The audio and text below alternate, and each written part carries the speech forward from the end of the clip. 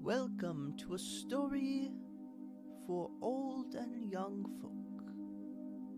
This is Sleep Talk, the Yawn of the Moonfolk, Volume 1. It starts with a prelude, the breath between worlds. Welcome, gentle traveler. You've found yourself in the in-between, the space where waking meets wonder, where eyes blink slowly, where the spine softens, and the mind begins to drift.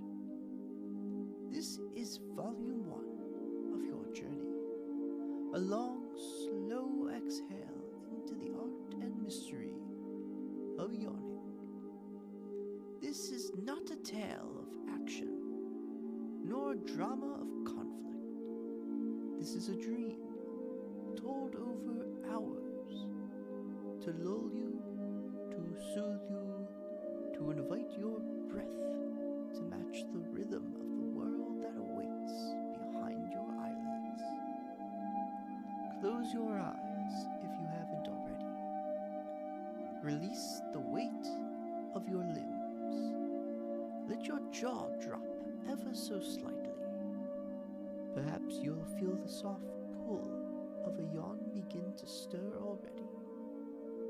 And if you do, don't resist it. That's the language of this place. The Moonfolk are awaiting. Let us begin. Chapter 1. The Edge of the Slowlands. In the place beyond maps, where shadows lean gently and twilight lasts for hours, lies the border of the Slowlands. Here, the world does not rush. Trees do not grow upward, but outward, curling their limbs into hammocks of moss and vine. The rivers do not run.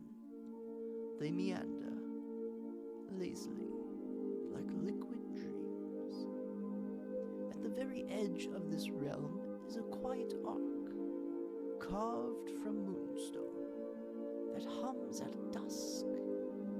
Those who pass beneath it feel their breath deepen, their hearts quiet, their footsteps slow. This is the threshold to Lilt, a land ruled not by time, but by tempo, where yawning is not merely allowed, it is revered. The Moonfolk live here, ethereal beings with hair like falling stardust, and skin that shimmers with the glow of quiet moons. They speak little, but they breathe deeply. And they yawn. Oh, how they yawn. Not out of boredom, never, but as a greeting, as a blessing, as a way of sharing presence. You see, in Lilt, a yawn is a doorway, an invitation, a spell. Chapter 2. The First Yawn. Long ago, before the Moonfolk had language, they had yawns. Legend tells of the first creature, a shimmering child of dusk and dew, who opened its mouth not to eat, nor to speak, but to stretch the spirit through the breath. And when this being yawned, the sky bent, the stars trembled, and sleep arrived for the first time. They called it the first yawn. It echoed through the valleys like a lullaby, rippling through the bodies of beasts and birds and even stones. All things slowed, and so sleep came to the world. as a command, but as a gift. The Moonfolk, who trace their lineage back to the first dreamy yawn, still revere this moment in nightly ceremony. Every evening, where the sky slips into lavender, the community gathers around the lake of breaths. They sit, they sway, they yawn, one by one, until the entire clearing becomes a harmony of sighs. Chapter 3, Yawnstone. At the center of the Lake of Breaths lies Yawnstone, a great rock carved by centuries of resting bodies. The stone is said to pulse with somnolent energy. It draws fatigue from the bones, softens muscles, and hushes the chatter of the mind. Those who sleep upon it awaken, remembering dreams they never had. The Moonfolk believe it to be alive, not in the way beasts are alive, but in the way that stories live inside books, waiting to be read. When a child comes of age in Lilt, they are invited to sleep on Yawnstone. It is not a test. It is not a rite of passage. It is a remembering. For all children of Lilt carry within them the memory of the first yawn. Chapter 4, The Dreamholder. Among the Moonfolk, there is one who holds the oldest yawns, a figure known simply as the Dreamholder. She is ancient, not old in years, but old in rest. She has slept in every corner of the Slowlands. She knows the shape of every breath. She carries scrolls etched in breath marks, tiny lines from the wind patterns of sleeping bodies. The Dreamholder is not a leader in the traditional sense. She is a custodian of quiet, of breath, of the rhythms that carry the people of Lilt from wakefulness into dreaming. Her home is a hallowed tree called Stillroot. It is filled with hammocks of woven cloud thread and shelves upon shelves of dream jars, tiny glass orbs containing captured sighs. Travelers from other worlds often seek her counsel, though most fall asleep on her doorstep before they even speak. She considers this a compliment. Chapter 5, The Contagion of Calm. One curious feature of yawns is their contagion. You've felt it, haven't you? The urge to yawn when another does? The way it seeks into your chest, rises up your throat, spills across your face. In Lilt, this is not a mystery. It is understood as resonance. When two beings align in rhythm, they begin to share breath, not literally, but spiritually. They become synchronized. And so, yawns are not just for the self. They are a gift to others, a quiet message. Come rest with me. The Moonfolk use yawns as greetings, as farewells. even as apologies. When words fall short, breath speaks. Chapter 6. Snore Whales of the Nimbus Reaches. High above lilt, with a cloud pile thick and soft like beds unmade, the snow whales drift. They are vast, gentle leviathans whose bellies glow with pulses of lavender light. Their songs are low, harmonic sounds, carried across the sky in slow waves. No creature is more revered by the Moonfolk. It is said the whale's exhalations bring sleep to entire regions. Their snores are scared and sacred. Each evening, a few Moonfolk climb the gentle slopes of Snovaria's peak to listen to the whales sing. They do not speak, they do not move. They simply lie on their backs, watching the silhouettes drift above, and listen. To hear the snore whales is to remember how to let go, to ungrip the day, to drift. Chapter 7. The Map of Forgotten Dreams. In the quiet archives of Lilt lies an unusual scroll, faded, frayed, and humming faintly with every breath. It is the map of forgotten dreams. No one knows who made it.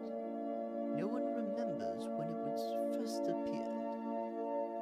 But the Dreamholder watches over it with reverence. This map is not inked with paths or borders. It is made of woven threads, strands of thoughts lost during sleep. A tangle of places never real, but always remembered. Every night, a new thread appears, a curl of dream added to the weave.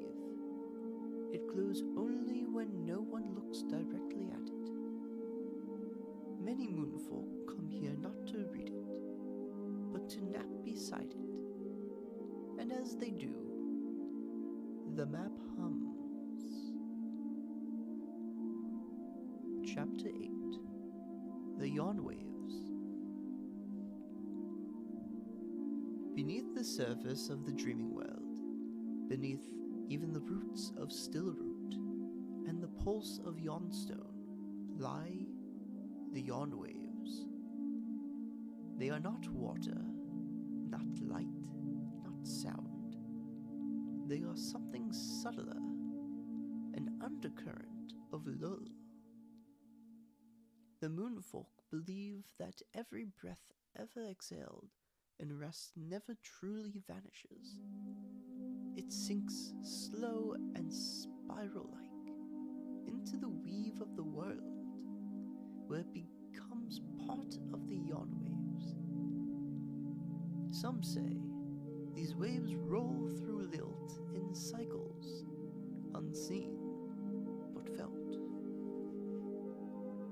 You know the moment when the breeze through your window carries a hush and your shoulders drop without command.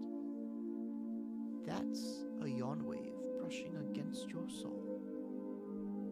When the Moonfolk wish to send a message of calm across great distances, they do not use parchment or messenger birds.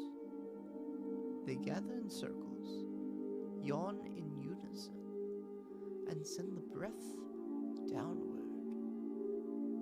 And far away, perhaps in the middle of a fretful hour, someone sighs without knowing why. The message has arrived. In the archives of the Dreamholder scrolls, one can trace entire centuries of conversation held this way, not in words, but in waves. Chapter 9. The Nap Orchard. On the northern slope of Lilt, just passing the swaying lanterns and nestled in the cradle of a valley shaped like a sleeping cat, lies the Nap Orchard. It is unlike any grove you've seen. Here, the trees do not grow in lines but spiral as if turning slowly in place. Their leaves murmur lullabies even in still air, and their fruit, round, pale, and warm to the touch, ripens only when someone naps between the boughs. The fruit is called dream poems. They taste like moments forgotten and remembered at once. A memory of cinnamon and fog. A whisper of laughter not your own. Each one is different, for they hold pieces of the nap that brought them forth. Children of Little are taken to the orchard when they've had a fretful day, not for punishment, for pause. They pick a spot in the shade, curl beneath a swaying limb, and sleep. When they awaken, they find a single dream poem beside them. If they shared with a friend, both remember the same dream. If they eat it alone, they sleep again and dream it twice. Chapter 10. The Hourglass Rain. There are places in Lilt where time doesn't pass. It sifts. The hourglass rain falls not from clouds, but from the chimes of the somber bell trees that dot the western bluffs. These trees do not grow leaves, but soft bells. When the wind stirs them, they ring, and with each chime, a gentle glittering rain begins to fall.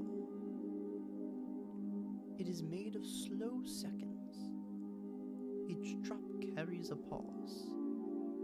When one walks through hourglass rain, they find themselves slowly blinking, breathing, with more space between each thought. Even speech becomes stretched, vowels swaying long and sleepy. The Moonfolk call this the rain of grace.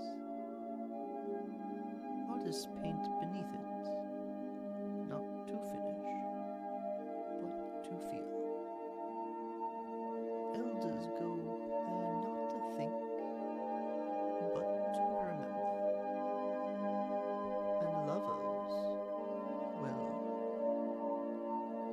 lovers walk through it hand in hand, for in its mist, the present feels like forever. Chapter 11. The Festival of the Finale Exhale. Once each cycle, when both moons sigh in harmony, the Moonfolk gather for the most sacred event in Lilt, the Festival of the Final Exhale. It is not a sad festival. It is a celebration of the deepest breath, the one that releases all holding, the one that closes a chapter but opens door to dreaming. Throughout the day, the Moonfolk move slowly through the meadows of Murmura, stringing lanterns filled with old sighs, tying them to drifting root ball kites that hover gently in the lavender air. The scent of dream poems stews in quiet cauldrons. No words are spoken, only yawns, slow, resonant, shared. At dusk, a great hush falls. The Dreamholder appears, carrying the scroll of soft departures, and reads not with her voice, but with her breath. Each line a long, slow exhale, woven with memory and meaning. The listeners don't need to understand, they only need to feel. Then, one by one, the Moonfolk lie upon the grass, palms open, eyes closed, breathing together. They release, not into sleep, but into something softer, into rest. 1,000 chests rise and fall. 1,000 mouths part in one final yawn. And in that unified sigh, the sky bends, the stars shimmer, and something old and tired and beautiful lets go. When the exhale fades, silence lingers, not empty, full. A pause so deep, even the wind dares not interrupt. And thus, the festival of the finale, final exhale.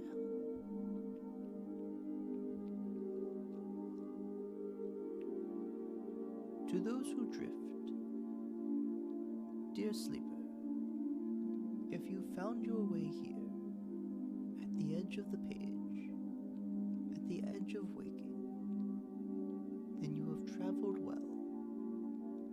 You've walked through lilt, swayed with the nap orchard, breathed with the whales, and dreamed besides the quietest souls of the world. Know this, you are part of it now. Your yawns have woven into yawn waves. Your sighs have softened the roots of Stillroot. Your breath has become a chapter in the slow, eternal story of the Moonfolk. But the journey does not end. The breath does not stop. Beyond this rest lies another. Volume 2 awaits. Sleep Talk, The Yawn of the Moonfolk, Volume 2, Whispers Beneath the Second Moon.